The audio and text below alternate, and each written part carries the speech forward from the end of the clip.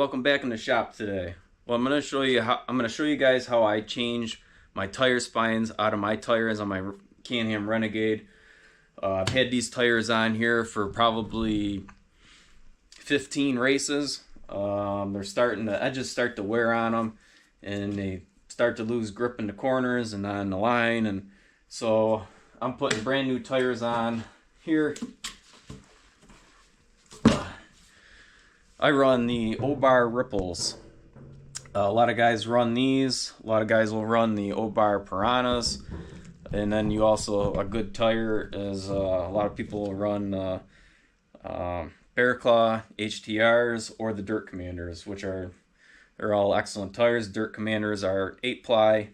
These are 6-ply. But if you're going to race, it's pretty much essentially that you have a tire flat system, whether it be tire spines, tire balls, or tire blocks. Tire blocks are about the same as a tire spine.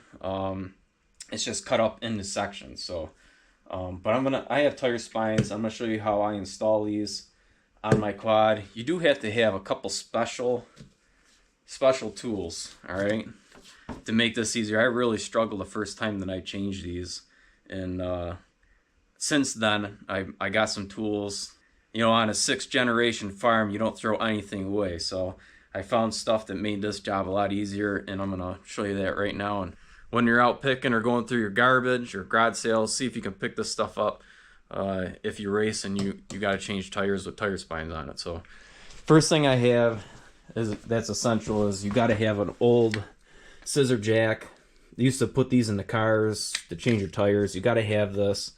And I'll show you that in a little bit, how I use that.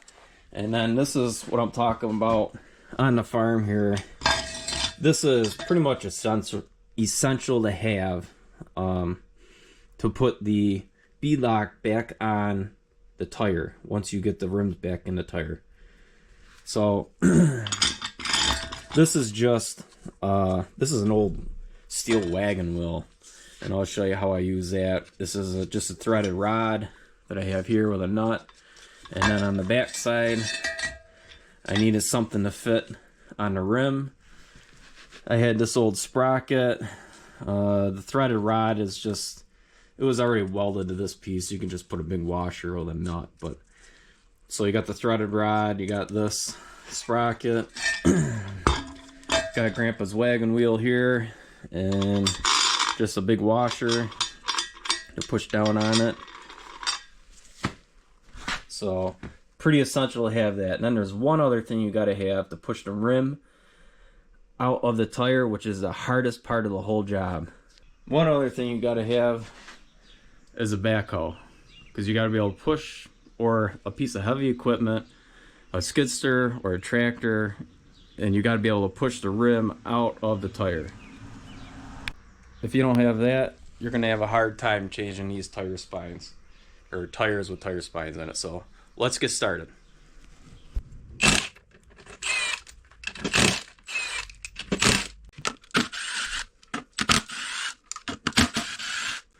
You take your beadlock ring off. These are Kaiser wheels. I imagine the process is the same for the stock wheels, or even the Raccoon Racing ones. I'm not familiar with those, so I don't know how much the process would change. So next thing we gotta do is we gotta push this rim out of the tire, and we're gonna use the backhoe for that.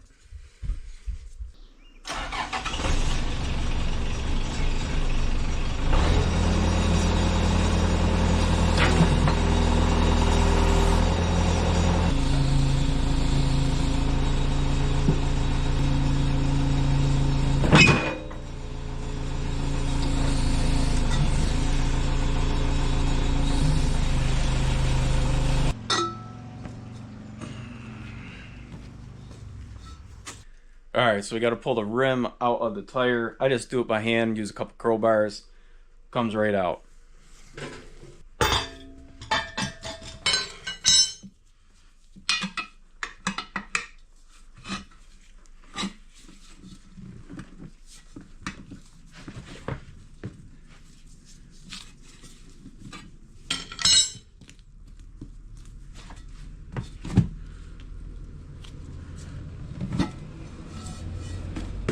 Alright, so the easiest way that I found to get the tire spines out of the tire is to actually cut the tire out around it. So I've tried a couple different ways.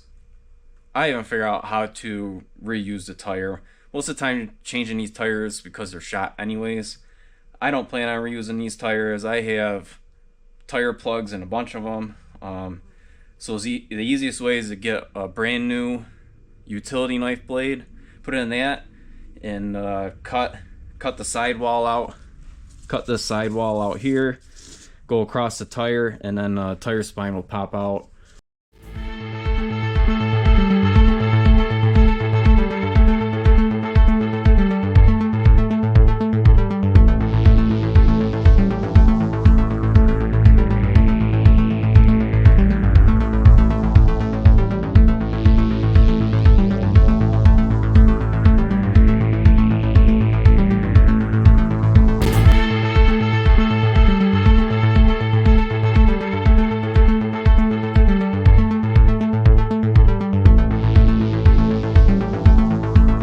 Alright, so I cut the side of the sidewall off. I find where the seam is. Here's a seam in the tire spine. And I'll go ahead and I'll cut the tire right across to the other side here. Staying in the tread line, so you're not cutting through the big lugs on it.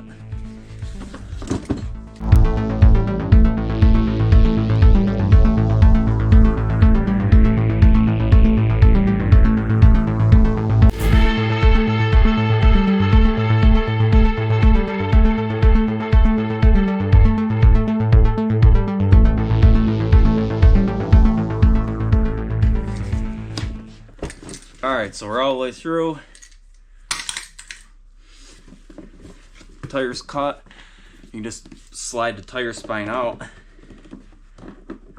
These are kind of getting old on me, they're getting dry.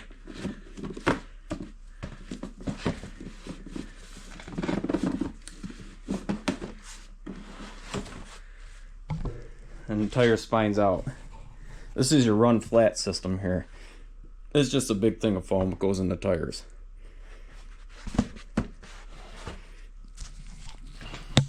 Alright, so we'll go get the new tire here. And what I do is I put it up against something that's really stable. I have a freezer here so it doesn't move.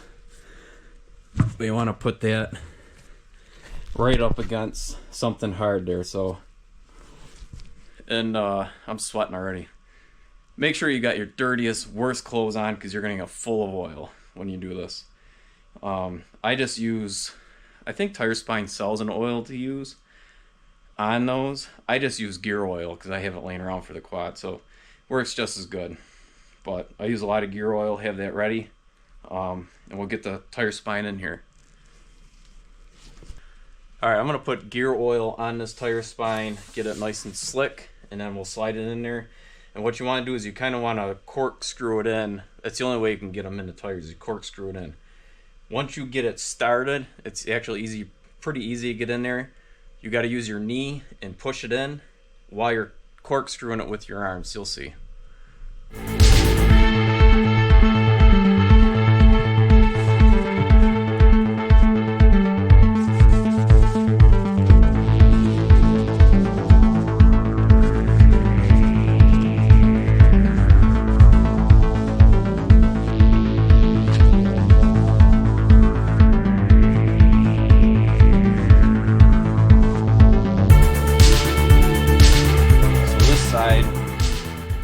This side's actually going to go down in the tire.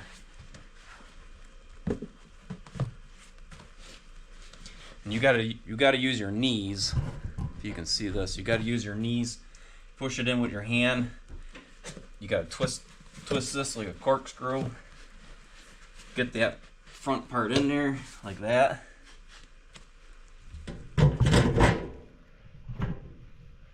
Get this first part in there, and you gotta finagle it because it'll be in there on an angle. You gotta get it straightened out. See how I did that? I just I pulled up on this, which pulled up on that. So I'm gonna go ahead, I'm gonna grease this here so it slides in the tire good. And I think these things dry out too. These tire spines dry out and they'll disintegrate, so you gotta keep them kind of oiled up.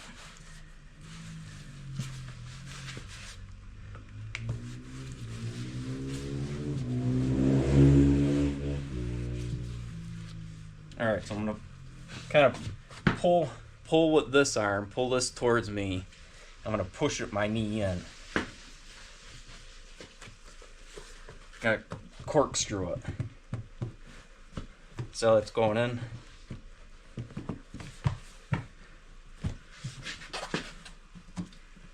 Well, I'm pushing against something hard.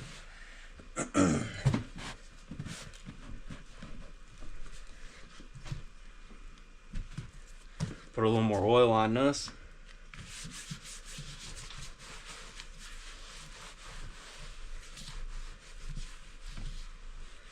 Pushing with my knee and pulling up on the end, pushing down with this hand and pushing in with my knee.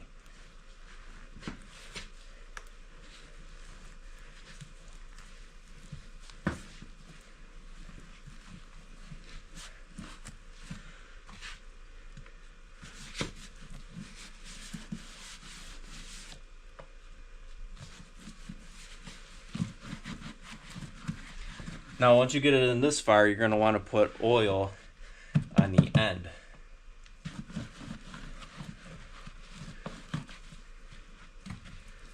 Just push this in as far as you can.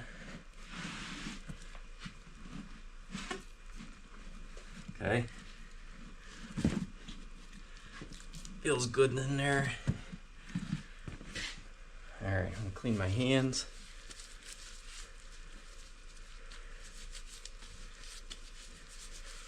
Clean the tire up a little bit here. Make sure you got plenty of rags around.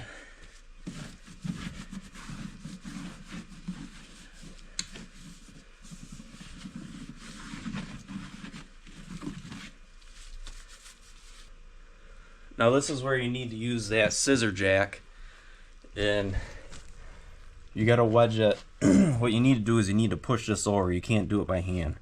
So you gotta put that scissor jack in here and then it will push it over.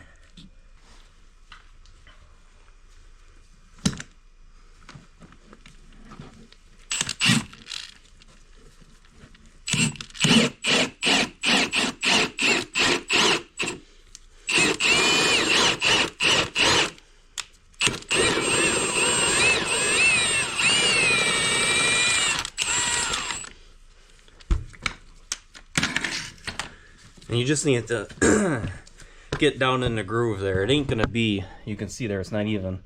You gotta kind of maneuver this around with your pry bar. Try to push it and get it even.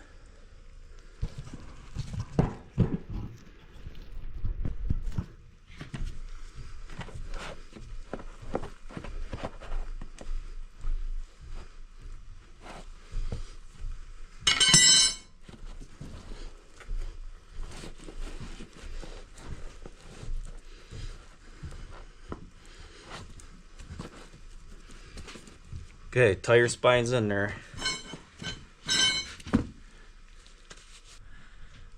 Alright, so we got the tire spine in. I'm going to go ahead and take the rim. I'm going to clean the rim up with a wire brush, and I'm going to put some bead sealer on it.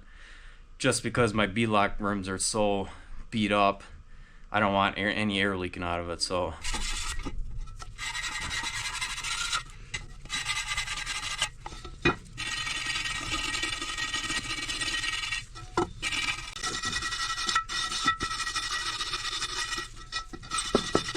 you want to clean up where the tire sits on the rim really good with a wire brush.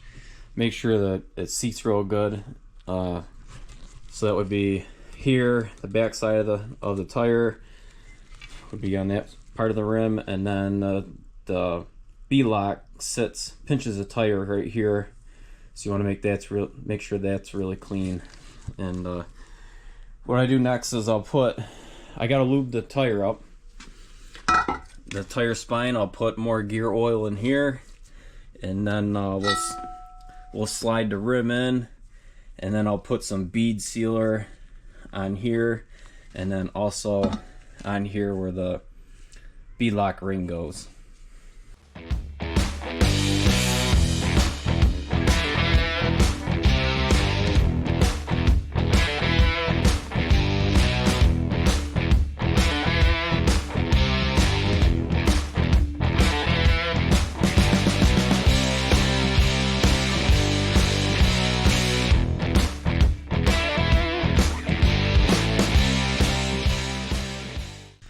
You just push the rim on there, and then I'm going to put some thread tire bead sealer on here on the tire here.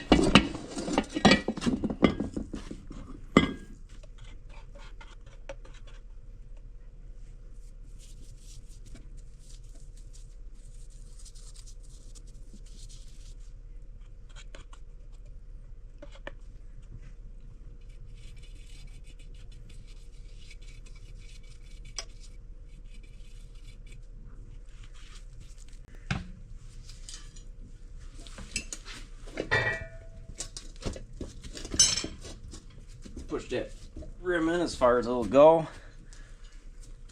Put your bead lock on. You want to make sure when you put these on, these have the clips on the back for the mud plugs. You want to make sure those aren't by your tire stump because they're a pain to put air in. I made that mistake last time. So we'll put it right there.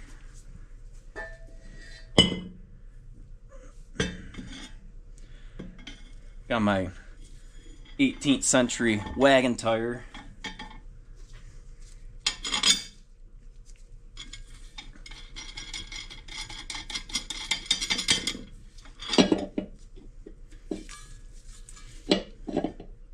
Get that centered.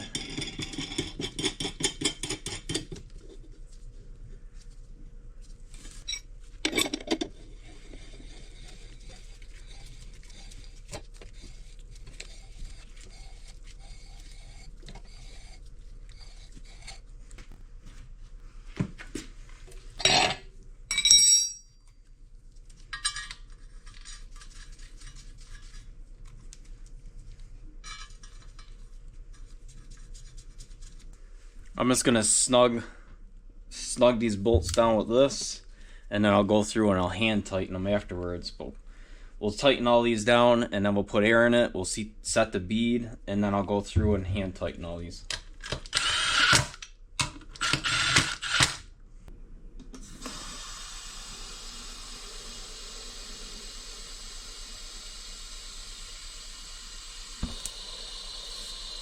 All right.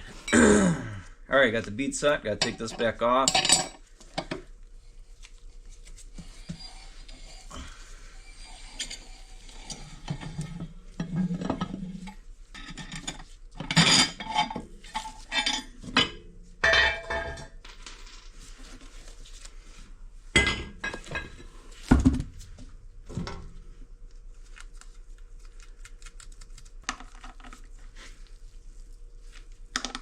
And I always hand tighten these. I don't trust the power tools.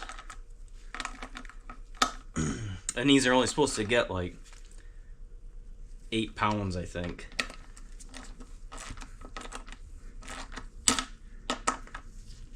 Eight foot-pounds. Alright, I don't know if you guys can see this.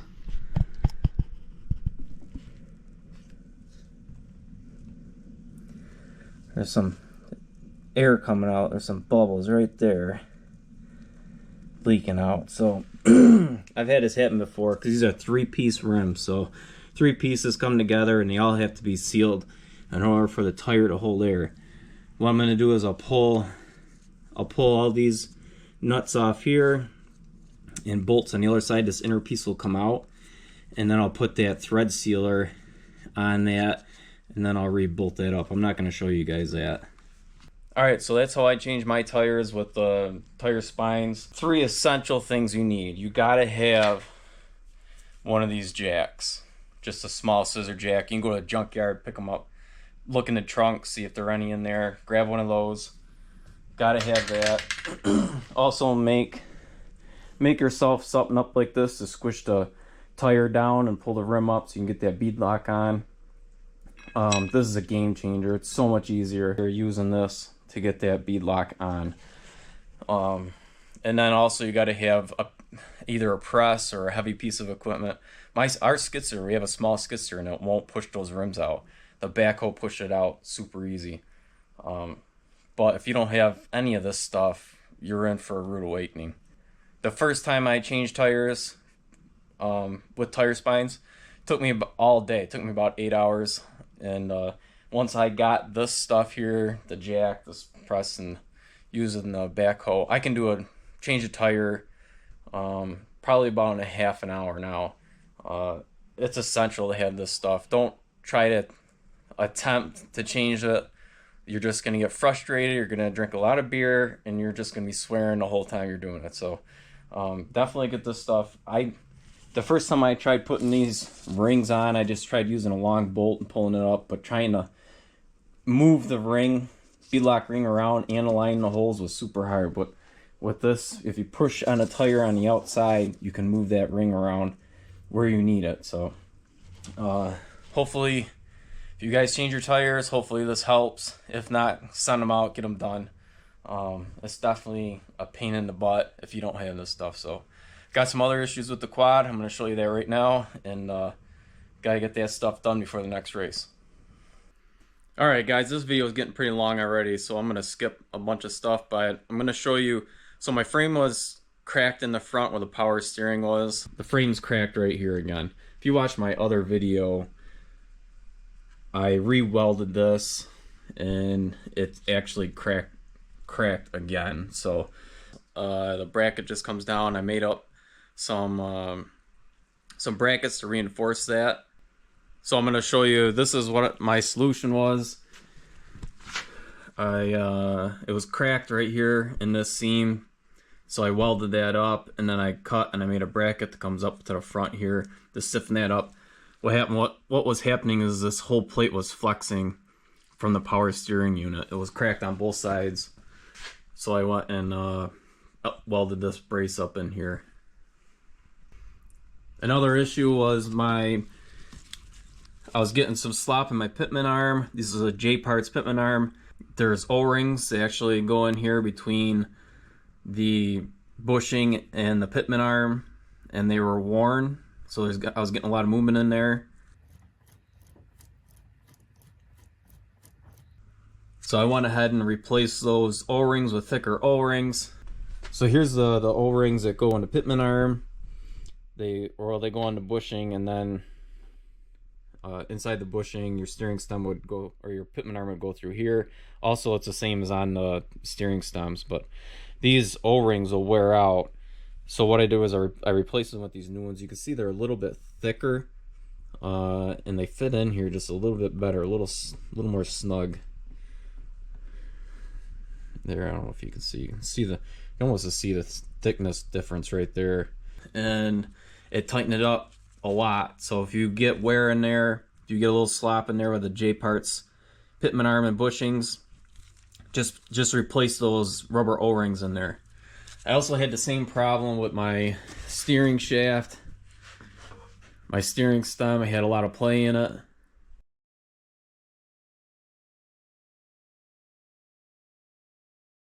So I went ahead and pulled the air box off. Same thing, replace those O-rings in the bushings.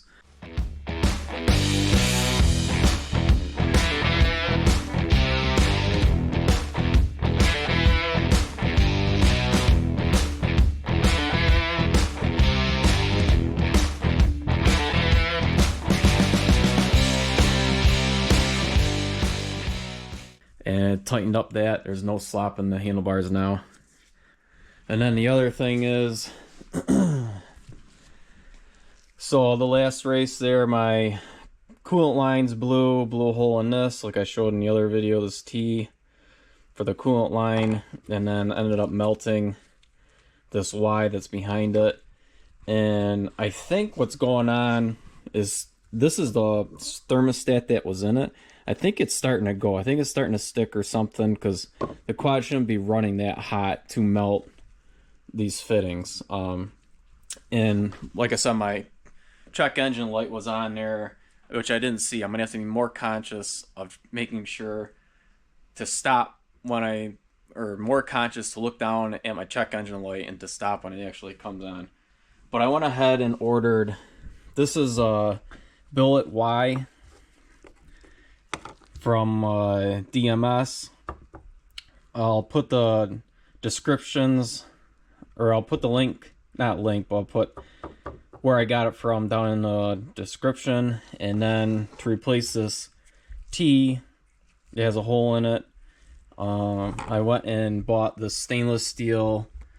It's a 1x1x1 barbed, like, water fitting. Here's the box here.